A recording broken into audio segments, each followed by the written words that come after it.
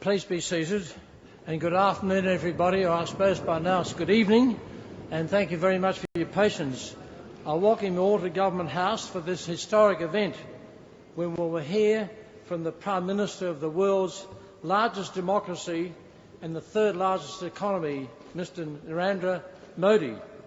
Before calling on the Prime Minister, I extend to you, Prime Minister, a very warm welcome to Government House.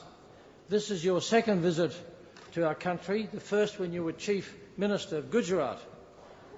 You do us a great honour by generously agreeing to address this afternoon's guests, who primarily reflect leaders of the Australian business community who are engaged with India, and for doing so in the context of your punishing schedule in and around the G20 meetings.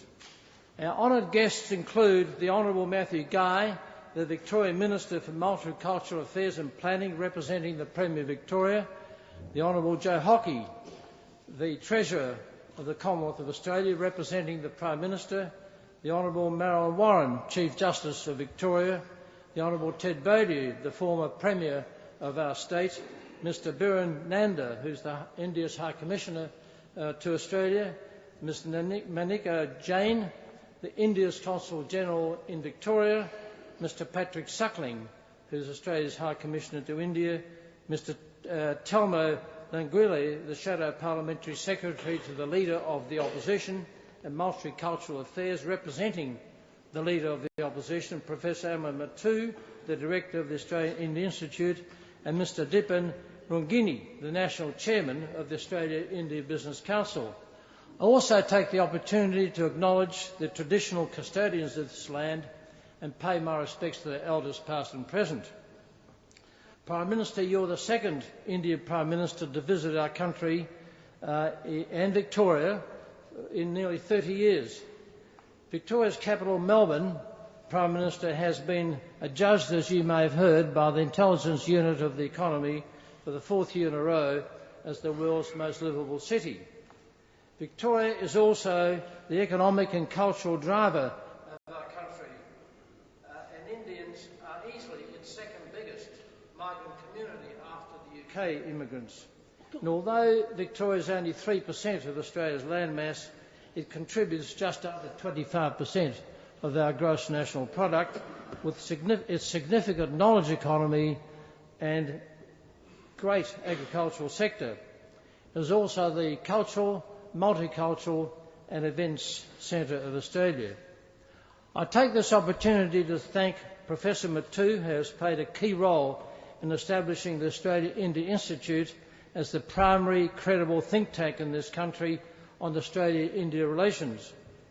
I also want to thank the Australia-India Business Council for its valuable contribution today.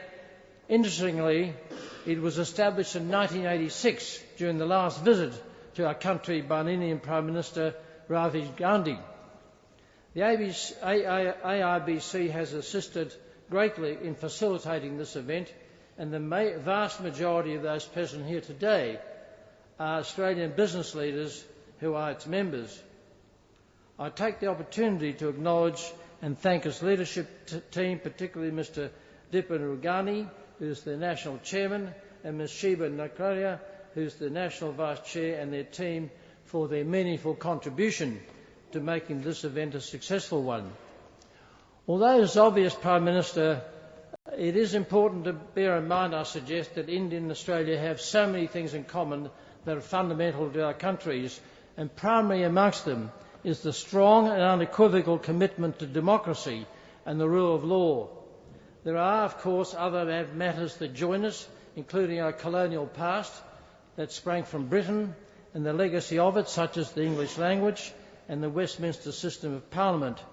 And we fought shoulder to shoulder in World War I, a war that gave rise to our Anzac legend.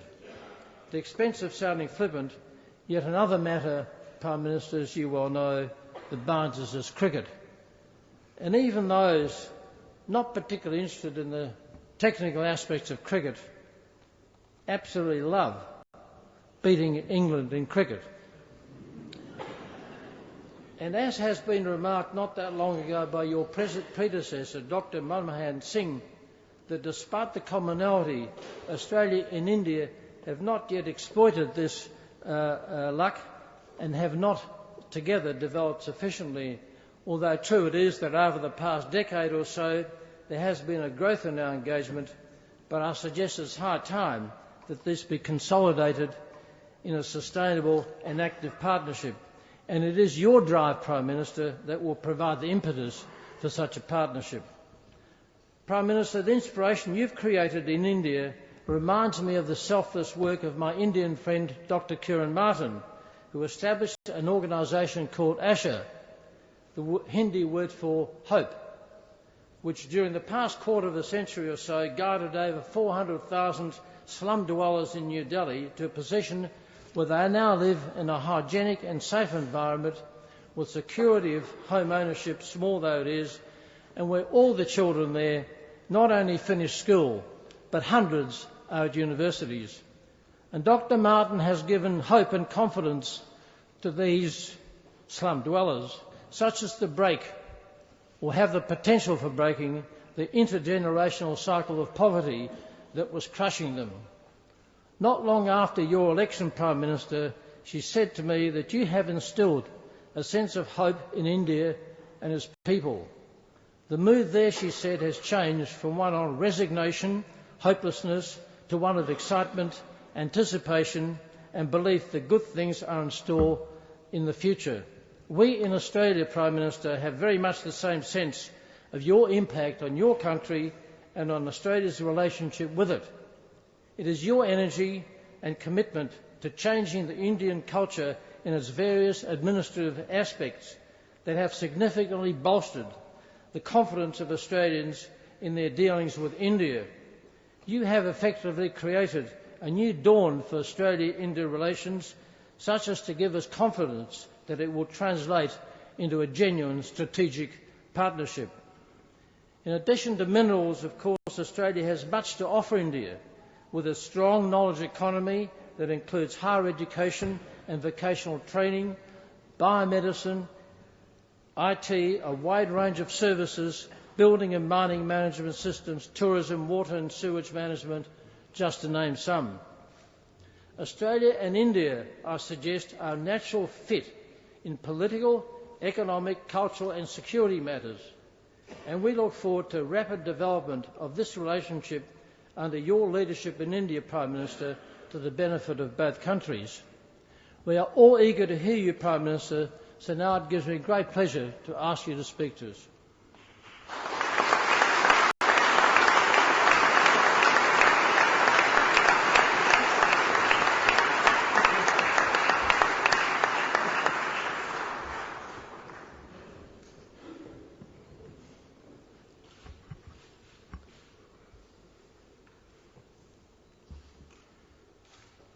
Ladies and gentlemen, I'm very happy to be here in Melbourne with you. You are aware that I had come here to attend the G20 meeting. At the outset, I must compliment the Government of Australia for their organizing capability during the G20 summit. You must be aware that the G20 leaders are still worried about the recovery of the global economy. So are you. We all have to find ways for speedy recovery, sustainable and inclusive growth. Sometimes problems come to us so that we become stronger. We become more disciplined. I take the global economic scenario in that spirit. With me, there is also a very impressive business delegation from India present here. You may like to interact with them at your convenience. Friends, you may be aware that in India, we have just witnessed a historic election. The elections mark a turning point in our democracy. This election has indicated people's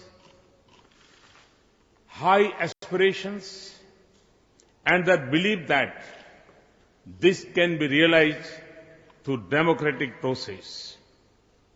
This was amply reflected in the record participation by voters and a clear verdict in favor of one political party after a gap of 30 years.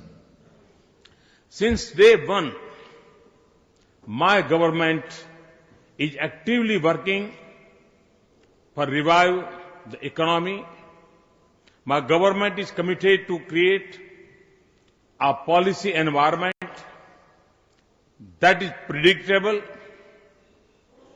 transparent and fair. Reforms are being undertaken to enhance the ease of doing business. We are on the path of reforms and rejuvenation. We have undertaken massive efforts in changing the work culture, systems of delivery to speed up and make them more transparent. You may be aware that our economic growth had slowed down during the last few years. Now, my government is putting all efforts to ensure faster and inclusive growth. The results are very encouraging. We registered 5.7% growth in the first quarter of the current financial year. This is 1% higher than the previous year. According to the latest OECD forecast, India will be the only country among world's top economies which would increase its pace of growth this year. HSBC's latest report has identified India as the world's largest growing exporter, which is set to move from 14th to 5th largest exporter in the world by 2030. We have put focus on building the infrastructure through public and private investments. This will include national roads as well as rural infrastructure, irrigation works, linking of rivers, modernization of railway, and network of high-speed railway. Existing ports will be modernized. New world-class ports will be developed along India's coast. In order to promote port-led development, ports will be connected to the hinterland through road and rail. Inland and coastal waterways will be developed as major transport routes. Low-cost airports will be built to improve connectivity to the smaller towns. To upgrade manufacturing infrastructure, the government is setting up world-class investment and industrial regions along the dedicated freight corridors and industrial corridors. We are also planning to build 100 smart cities equipped with world-class amenities. In order to execute the infrastructure plan, a fast-track PPP mechanism is being put in place. Government of India is working towards single window clearance at the federal and state levels. We are also keen to move towards the next generation infrastructure. We need highways and we need highways too. And when I say highways, it means information ways. Under the Digital India initiative, IT will be used to drive government process to improve service delivery and program implementation. The government is rolling out a broadband program to reach every village. We have recently launched Make in India initiative to encourage growth of manufacturing in the country. Initiative will focus on doing away with red tape and promote the ease of doing business.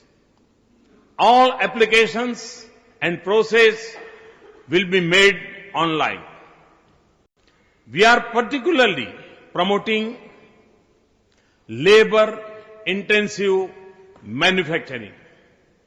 The defense sector has been opened to 49% foreign direct investment and the railways up to 100%.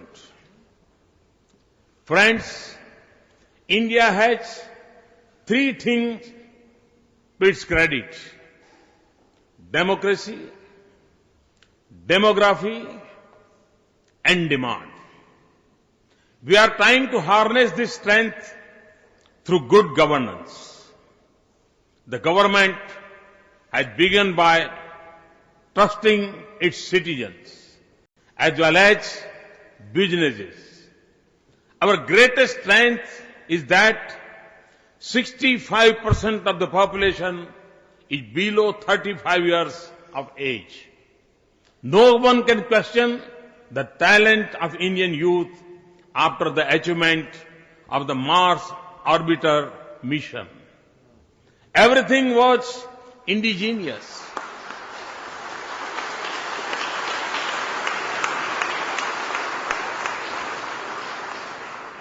In very, very small factories, every component was made to make the mission successful. We have large numbers of hands to work, and you will be surprised. Our Mars mission was less cost than the Hollywood film.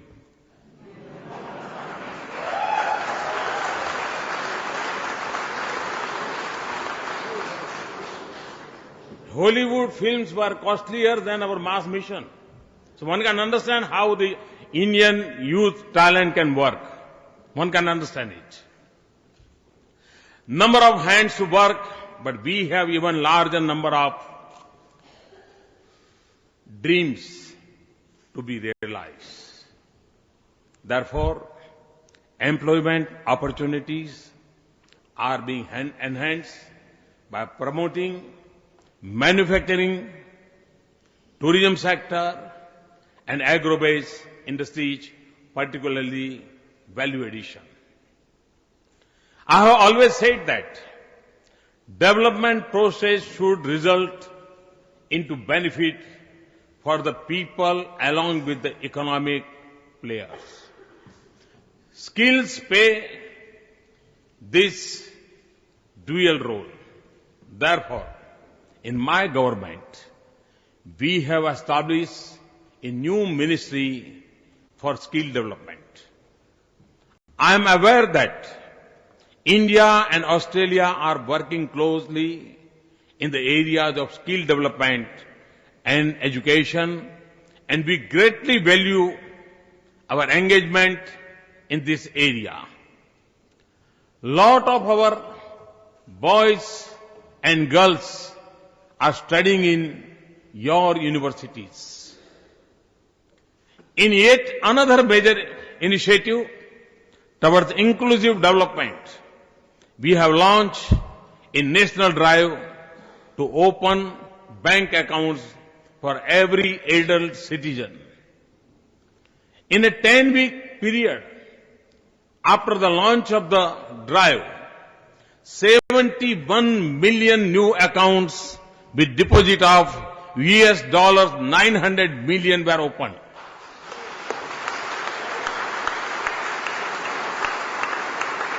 This is perhaps the biggest initiative for financial inclusion undertaken by a government. India and Australia are both strong and resilient economies. However, our trade is still confined to a small basket of largely primary commodities. Your measures in mining, telecom, ports, banking, and insurance have a foothold in India, but they are yet to take big positions. On a positive note, it provides me some comfort to note that India is investing heavily in the mining sector. Major investments are being made by some of our biggest mining and infrastructure companies. Our IT companies are providing value to your market through their services.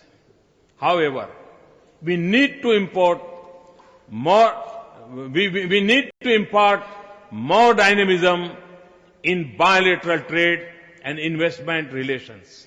Within India, we are working hard to create conducive environment for the trade and industry. We are confident that our new measures will help increase your interest in India. We greatly value our relationship with Australia. We need your partnership to overcome the challenges we face in education, health, energy, security, science and technology, and infrastructure. Particularly, we need your involvement in high-end technology so that India can fully utilize its potential. We are committed to change this scenario, and that is where opportunities lie for you. If it is enriching for you, it is also rewarding for you. The large and growing Indian community in Australia has integrated well and made significant contribution to build bridges between the two countries. We are proud of their achievements and commend them for their efforts and success. The brothers and sisters of the Indian community will further help us to consolidate the partnership between the two countries. We have to work for peace, prosperity, and progress in the world. Pacific, and I would like to say that Asia Pacific look forward to working together with the government, business, and people of Australia. I assure you of my personal attention for your success in our country. I thank the Australian Prime Minister and his government and their dignitaries for the love, respect and hospitality they gave to us. While parting with you, I invite you to India. I can say with confidence that presently you have the best time to be in India. You have the best terms to work in India, and both for business and life. You have the best test to relish in India. Thank you very much. And thank you, Your Excellency, Governor, you gave me this opportunity. Thank you very much. Thanks a lot.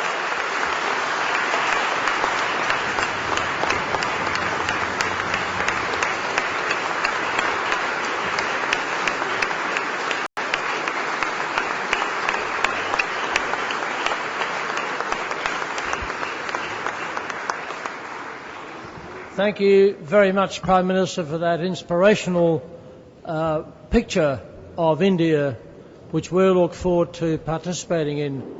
If there was any need, Prime Minister, you have given added confidence to what is going to be happening in India soon, and a great basis for greater relationship and dealings between Australia and India. Ladies and gentlemen, that concludes the formalities of this afternoon. I again thank you for your patience. The Prime Minister is now going to leave, and I invite you, or those of you who wish or have the time, to stay and enjoy the hospitality of Government House. Thank you very much.